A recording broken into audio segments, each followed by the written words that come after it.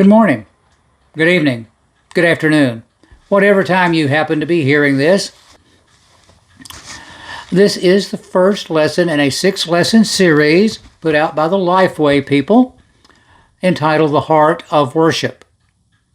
You will see on the screen there the 6 lessons that will be part of this series: the focus of our worship, the inspiration of our worship, the attitude in worship, and the benefits of worship, the lifestyle of worship, and the gathering for worship.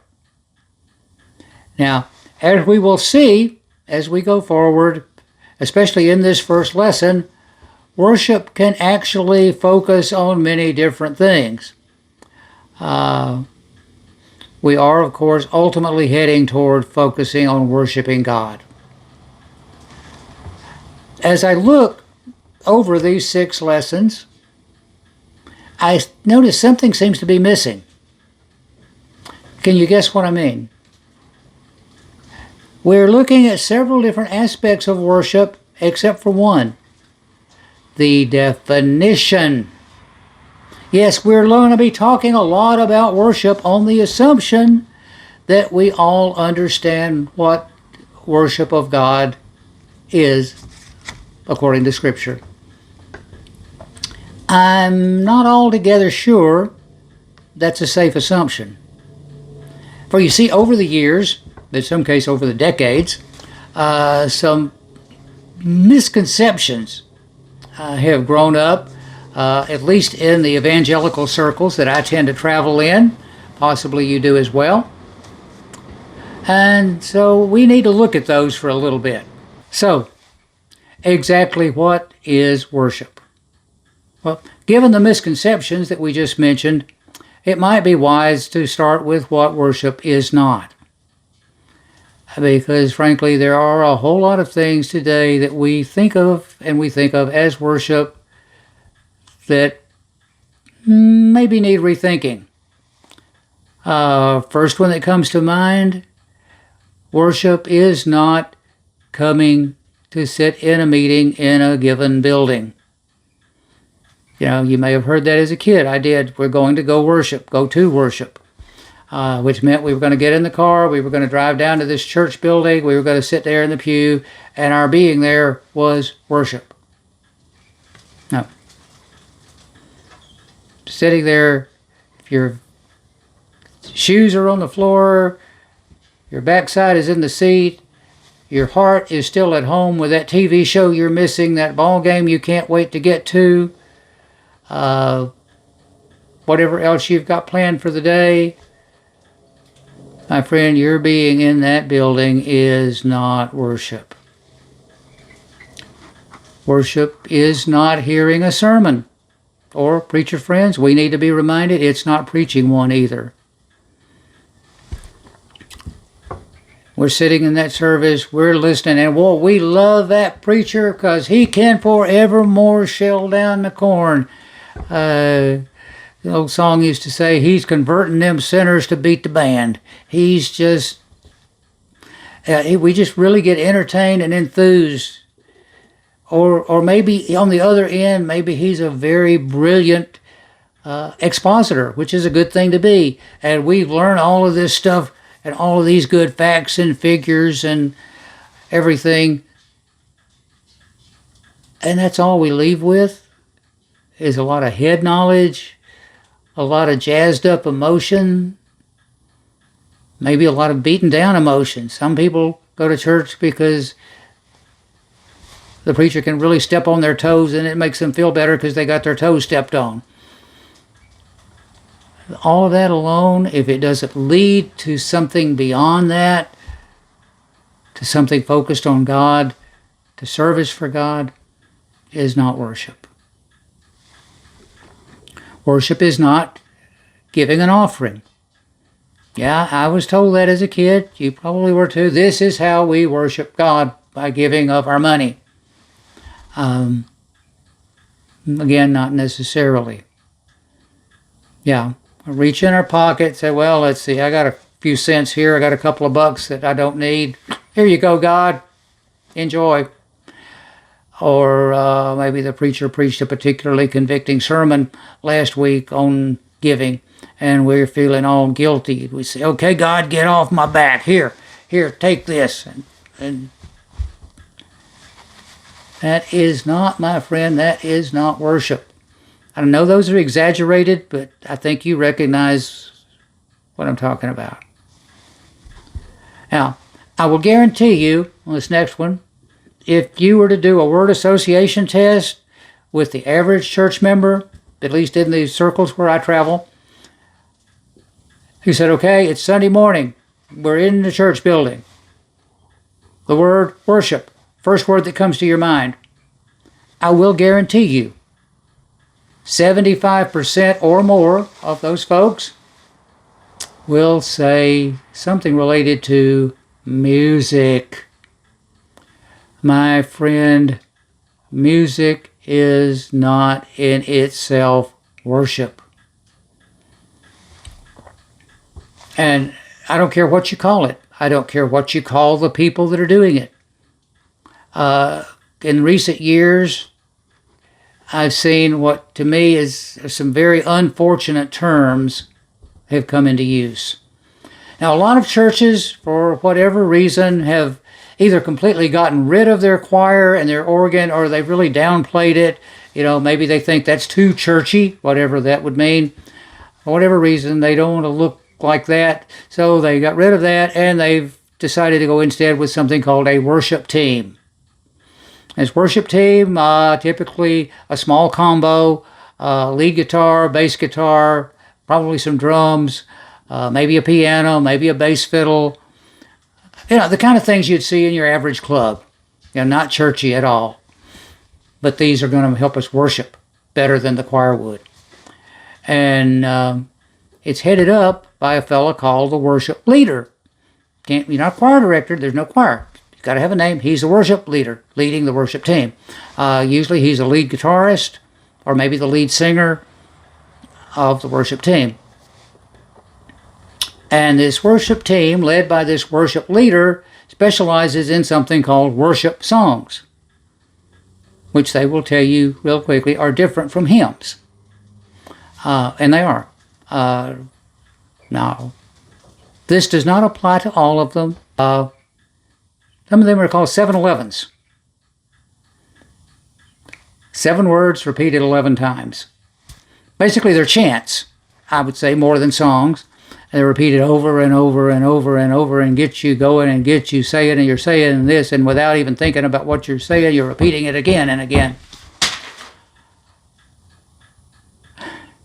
And very often there's absolutely no theological content to them. They aim for your mood. They aim to get you to repeating, to saying things, which is not all necessarily bad. Repetition is a way we learn, but what are we learning? Before you think I'm picking on these folks in particular, no, it's not new versus old. I'm old enough to know, I was around long enough to know a lot of the great old songs of the faith today were in their day the weird new music. I was around when they came out. So yeah, it's not that. It's the content of the song. Okay? Well, can't music at least set the tone, set the mood for worship? Well, biggest problem with that is worship is not a mood. But yes, music does set a mood. That's what it's great for. That's what it's really good for. It can get you to clapping your hands and raising your hands and shouting and amening and going. And it can get you to thinking somberly, and it can bring you to tears and tear your heart out. It can. It does. Can I tell you a secret? Listening to Jim Reeves, Patsy Cline, the Beach Boys, Elvis, can do the same thing. You know I'm telling you the truth. Mood manipulation is not worship. Not everything. Now, can these things be expressions of worship? Yes, they can, and they should. But not everything that passes as worship. Not everything that can even be a part of an expression of worship is true biblical worship. If it is only an outward expression, it is not true worship. So, what is worship? Well, the Old Testament discusses worship at some length. Worship both of God and worship of lesser gods, other things. One classic example of worshiping something other than God is in Daniel. You remember Nebuchadnezzar set up this giant statue, and he commanded that everyone would fall down and worship the gold image that King Nebuchadnezzar had set up. I highlighted fall down and worship together. We'll talk about that in a second. And of course, we know the Hebrew children did not bow down because they only bowed down to God. That's a whole other story as to the story. In Psalms, we are frequently encouraged to give our homage, our worship to the one true God. Psalm 95:6, David wrote, "Come, let us worship and," here again, bow down. "Let us kneel before the Lord our Maker." But we are reminded too that all too often man has chosen to give homage to gods of our own making. Isaiah 46 talks about folks who pour out their bags of gold and weigh out silver on scales. They hire a goldsmith to fashion it into a god so that they can bow down and worship. Now, they don't want to worship true God, so he makes too many demands. He expects from us. He wants to change our lives. We prefer our life like it is, so we're going to make a God that lets us live the way we want to do. He's going to tell us what we want to hear, our own God, and we're going to bow down and worship him. Now, when bowing down, the word translated worship actually is also translated bow down in many places. It's the same concept. It's the concept of humbling yourself. If you worship something, it is awesome. It is superior to you, so you automatically bow down. Like Isaiah, when he saw the Lord high and lifted up and realized how, like Peter, when he saw Jesus on the shore and realized who he was, he bowed down. We are driven to our knees. That is the concept here of worship. Sometimes instead of the word worship, we hear the same concept in words like fear and serve him. These give us a deeper understanding of how we need to be humble before God and the depth of our worship. Moses, right after he had given the Ten Commandments, the rules and regulations, he says, okay, now let's sum all this up. Israel, what does the Lord your God ask of you but to fear God, fear the Lord your God by walking in all his ways, to love him, to serve the Lord your God with all your heart and with all your soul. And so even in the Old Testament, with all of its rituals, with all of its ceremonial requirements, worship is still seen not as a matter of simple external ritual, but first and foremost, it calls for an understanding of the awesome power, the holiness, the otherness of God, and leads us to a deep sense of contrition, of humility, of humbling ourselves, and to live that out in devoted obedience and service. Now, what about the New Testament? Well, surprisingly, the New Testament mentions worship as a specific act surprisingly little. Now, Matthew and Luke both relate the account of Satan's tempting Jesus to worship him and Jesus' answer. Jesus quotes Deuteronomy. Matthew 4, 9, and 10. He, Satan, said to him, Jesus, all these things I will give you, if you will fall down and worship me. Then Jesus said to him, away with you, Satan, for it is written, you shall worship the Lord your God, and him only you shall serve. Here we have worship and serve tied together. They go hand in hand. True worship will lead to service. To serve someone because you worship them. Jesus had some problems with the worship of the people of his day, with the worship leaders, if you'll excuse the phrase, the Jewish priests. Matthew 15, 7 through 9, you hypocrites! Well did Isaiah prophesy about you, saying, these people draw near to me with their mouth, and honor me with their lips, but their heart is far from me, and in vain they worship me, teaching as doctrines the commandments of men. So yes, they're going through all the motions of worship. They're doing the right things. They're saying the right words. They're singing. But it's all from here, not from here. And God says that is in vain. That is false. It's worthless. You're wasting your time and mine.